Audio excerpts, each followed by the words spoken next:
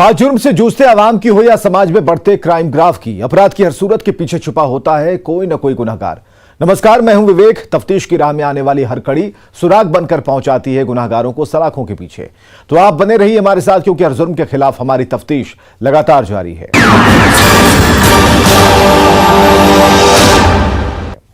14 दिसंबर को रामपुर फरीदपुर में हुए मुखिया नीरज कुमार की हत्या का सीसीटीवी फुटेज सामने आ गया, जिसमें आरोपियों का चेहरा साफ साफ दिखता है। अब देखने वाली बात यह है कि पुलिस कब तक सलाखों के पीछे उन सभी लोगों को पहुंचाती है। मुखिया के कातिलों को पहचानिए। यही है वो तीनों बदमाश। दिन दहाड़े मारी थी 3 गोली।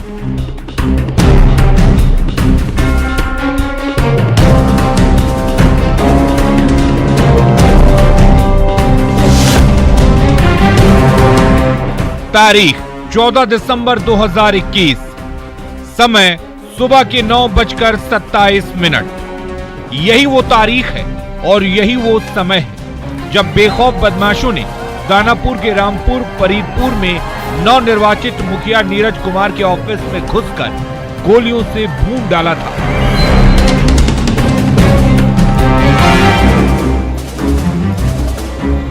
गोली मारने के बाद अपराधी पुलिस को ठेंगा दिखाते हुए, हथियार लहराते हुए, फायरिंग करते हुए मौकाए वारदात से पैदल ही फरार हो गए थे। जिसके बाद आक्रोशित लोगों ने विरोध में 3 घंटे तक बेहटा खगोल रोड और 8 घंटे तक नौबतपुर शिवाला रोड को जाम कर आगजनी की थी।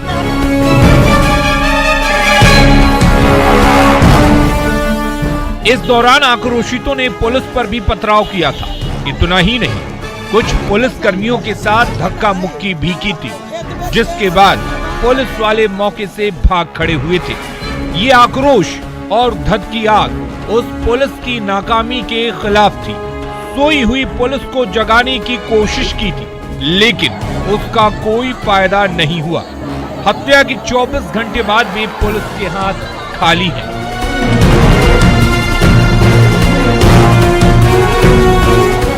लेकिन पास में लगे सीसीटीवी कैमरे में अपराधियों का चेहरा जरूर कैद हो गया था। 24 घंटे बाद जो हत्या का सीसीटीवी फुटेज सामने आया है, वो बेहद हैरान करने वाला है। देखिए, सुबह के करीब 9:27 हो रहे हैं। सड़क पर इक्के दुक्के लोग दिखाई दे रहे हैं। इसी बीच 3 युवक मुखिया नीरज कुमार के ऑफिस की ओर बात करते हुए आते दिख रहे हैं।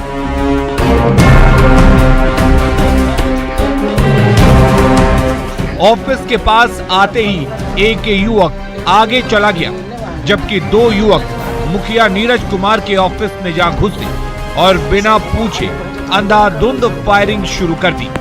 फायरिंग के दौरान 3 गोली मुखिया नीरज कुमार के शरीर में जा लगी, जिससे मौके पर ही नीरज की मौत हो गई।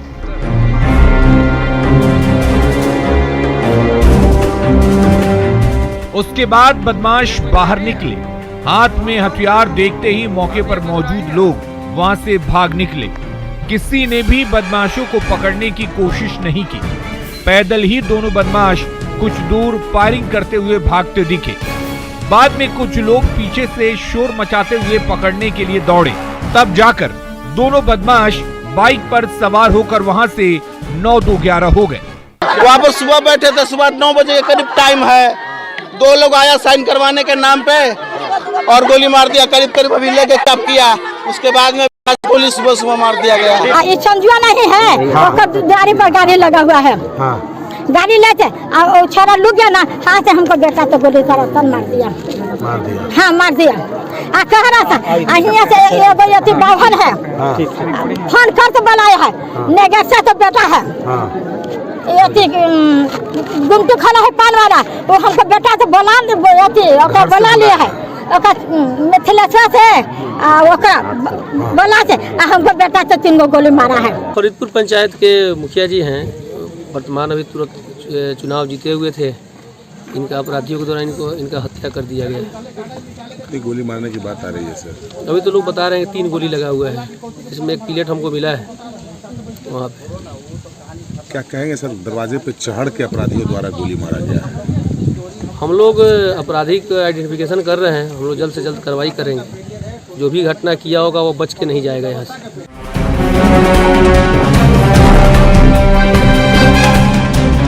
हत्या के बाद मौके पर पहुंची पुलिस दावा कर रही थी कि अपराधी बच के नहीं जाएंगे, जो भी होगा वो पकड़ा जाएगा। अब देर किस बात की है, कातिलों का चेहरा सामने है। नौबतपुर और जानीपुर थाने की पुलिस अपराधियों को ध्यान से पहचान ले। इसे पहचानिए, अपराधी नंबर 1, इसे भी पहचानिए, अपराधी नंबर 2 और इसको भी पहचानिए, अपराधी नंबर 3। यही वो तीनों कातिल हैं जो पुलिस को ठेंगा दिखाते हुए, खाकी के खौफ को खामोश करते हुए चुनावी रंजिश में दिन दहाड़े मुखिया नीरज कुमार को मौत के घाट उतारा था, वो भी पूरी प्लानिंग और साजिश के तहत। अब पुलिस पहचान कर तीनों को गिरफ्तार करे, साथ ही हत्या में शामिल एक एक शख्स को बेनकाब करे, ताकि पीड़ित परिवार को इंसाफ मिल सके और कातिलों को सजा। न्यूज़ 18 के लिए दानापुर से अमरजीत शर्मा की रिपोर्ट। चोर और चोरी की तस्वीरें तो आपने बहुत देखी होंगी, लेकिन जो तस्वीरें तीसरी आंख में कैद हुई हैं, उसे देखकर पुलिस भी दंग है। मुंगेर में नाइटी गैंग की दस्तक, सर्द रात में दिखा नाइटी मैन, तीसरी आंख में कैद हुई तस्वीरें।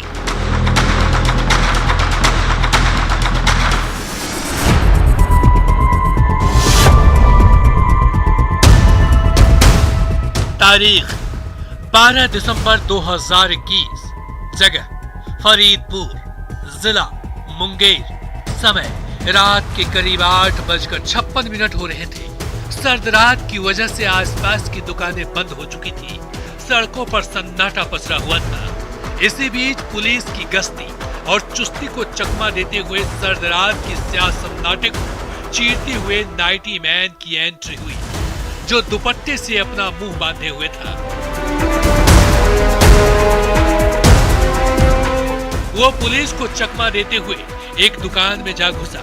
उसे लगा कि उसकी करतूतों को कोई देख नहीं रहा है, वो नाइटी पहनकर दुनिया की नजरों से बच निकलेगा। दुकान के बाहर बेशक कोई सुरक्षा गार्ड नहीं है, लेकिन दुकान की पहरेदारी तीसरी आंख कर रही है। पुलिस को मोह चढ़ाने वाली ये तस्वीरें मुंगेर जिला के जमालपुर थाना क्षेत्र के फरीदपुर इलाके की है, जहां दुकान का कोना कोना नाइटी मैन छान रहा है। वो दुकान फरीदपुर ओपी से महज 200 मीटर की दूरी पर जमालपुर धरहरा मुख्य मार्ग के डीएवी स्कूल के पास स्थित है, जहां एक लाइन से कई दुकानें हैं। लेकिन चोर ने जिस दुकान को अपना निशाना बनाया है, उस दुकान का नाम अर्धसैनिक कैंटीन है, जो आम जनता के लिए है, जहां सब्सिडी पर कम कीमत पर सामान मिलता है। बस चोर ने इसी का फायदा उठाया और आम जनता की तरह शर्ट के ऊपर से नाइटी पहना और चुन्नी से अपना फेस कवर किया और जा घुसा दुकान में। उसके बाद जो उसने किया वो आपके टीवी स्क्रीन पर दिख रहा है। देखिए कैसे इत्मीनान से वो एक एक रैक को बारीकी से देख रहा है और अपनी जरूरत के सामानों को ढूंढ रहा है। बाहर से शटर बंद है, किसी को कानों कान भनक तक नहीं है कि अंदर कोई है। करीब 2 घंटे तक वो अपनी मनपसंद सामानों को ढूंढता रहा और ट्रॉली बैग में भरता रहा। जब दिल भर गया तो ट्रॉली लेकर आराम से निकल गया। हम और 2 साथी मिलके जो दोनों जा रखे थे शादी के समारोह में, शाम को दुकान बंद करके गए थे और जब सुबह हम लोग आए, जब दुकान खोले तो देखे दरवाजा ये सांप जो है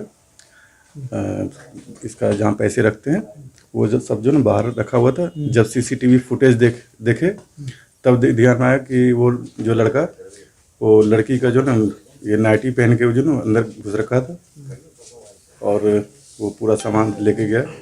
लगभग 40 से 45 हज़ार के आसपास का सामान ले गया और कैश जो है 35 से 36 हज़ार का। दुकान में चोरी की खबर दुकानदार को तब हुई जब 13 दिसंबर की सुबह दुकानदार रुपेश ने कैंटीन खोला। उसने देखा कि सारा सामान इधर से उधर बिखरा पड़ा है, साथ ही दुकान का गल्ला भी टूटा हुआ है और कई सामान गायब है। फिर क्या, दुकानदार के पांव तले जमीन खिसक गई। फौरन उसने घटना की सूचना फरीदपुर ओपी को दी और पुलिस ने कैंटीन पहुंचकर दुकान में लगे सीसीटीवी को खंगाला तो सभी सकते में आ गए कि कोई महिला कैंटीन में घुस चोरी की घटना को अंजाम दे रही थी।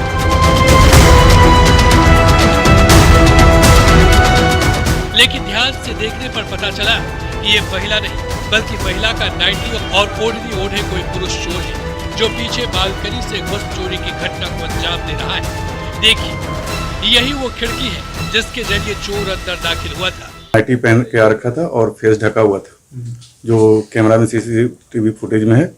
और वो पीछे साइड में जो एक खिड़की है तो वहाँ से वो जो अंदर आया था। आपने कंप्लेन किया? हाँ, थाना में कंप्लेन कर रखा।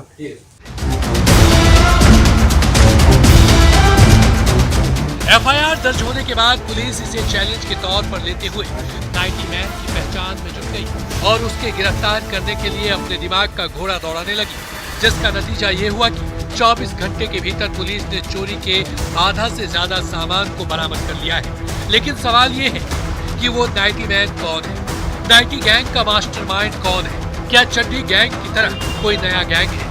पुलिस इस गैंग के गुर्गे को कब तक बेनकाब करेगी?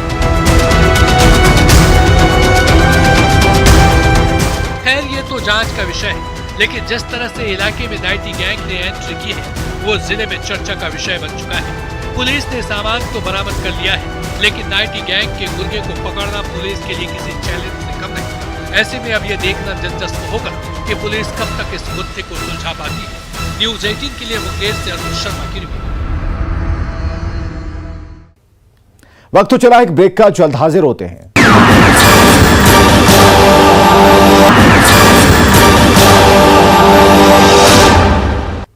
ब्रेक के बाद एक बार फिर से आप देख रहे हैं तफ्तीश।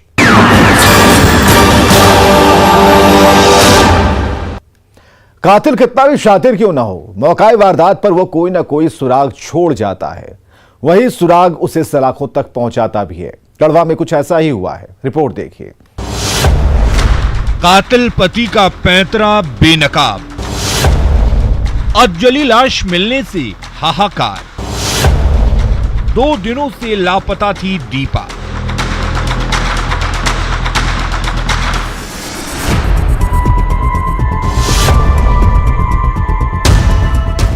गढ़वा जिले के रंका थाने की पुलिस ने एक जघन्य हत्याकांड का खुलासा किया है, जिसकी खौफनाक दास्तान सुनकर आपके रोंगटे खड़े हो जाएंगे। आपके जहन में कई सवाल कौनने लगेंगे कि कोई अपनी पत्नी के साथ कैसे ऐसा कर सकता है। जिन हाथों ने उसे मंगलसूत्र पहनाया है, उन्हीं हाथों से कैसे उसका गला दबा सकता है। जिस अग्नि को साक्षी मानकर 7 फेरे लिए, उसे कैसे उसी आग में जला सकता है।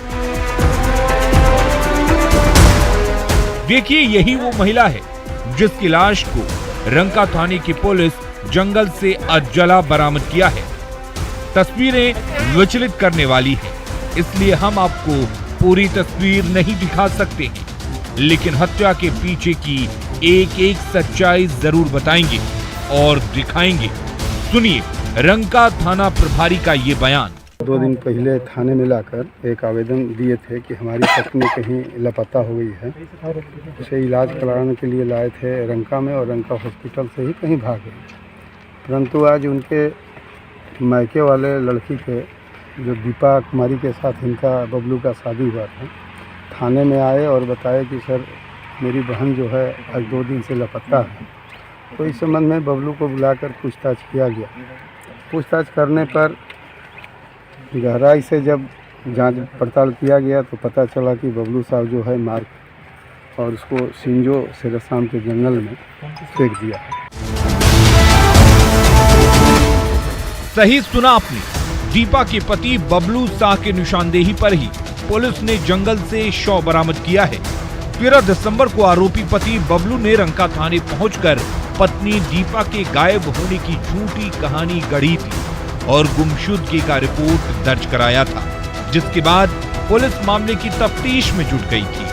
जांच के दौरान ही 48 घंटे के अंदर पुलिस के सामने एक नई कहानी सामने आ गई, जिसकी सच्चाई जानकर पुलिस वालों के होश उड़ गए। उसके निशानदेही के आधार पर 100 को बरामद किया गया है और 100 में आग भी लगा दिया है। जो साड़ी और ब्लाउज पहनी हुई थी उससे जल भी गया है और उसके पहले ऐसा लगता है कि साड़ी से ही उसके गर्दन को भी दबा दिया गया है।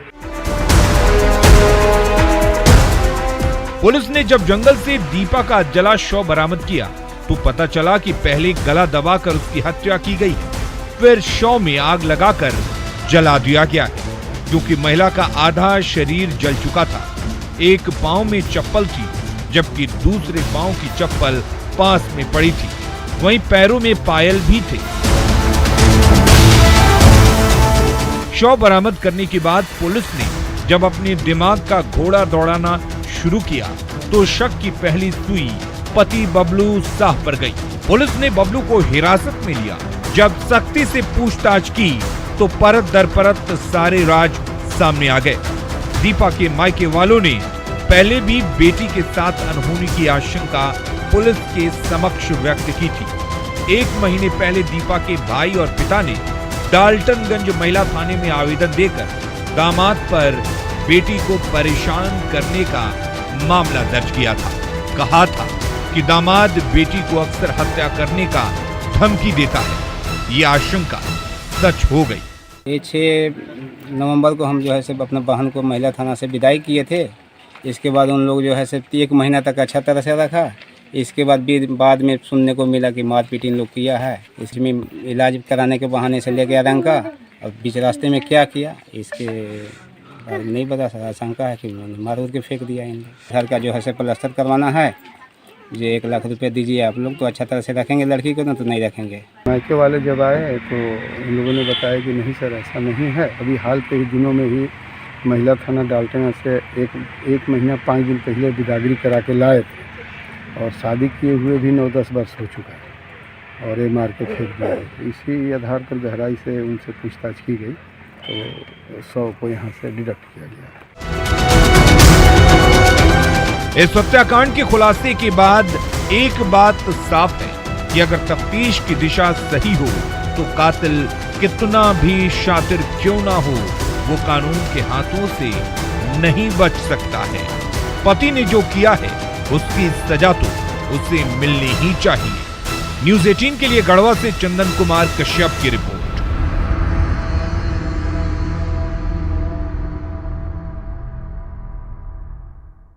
तो अपराधी चाहे लाख शातिर हो, तफ्तीश की दिशा अगर सही है तो बच नहीं सकता कोई गुनहगार सलाखों के पीछे जाने से। तो पुलिस चाहे सोई हो, मुजरिम चाहे कोई हो, आप बने रहें हमारे साथ, क्योंकि हर जुर्म के खिलाफ हमारी तफ्तीश लगातार जारी है।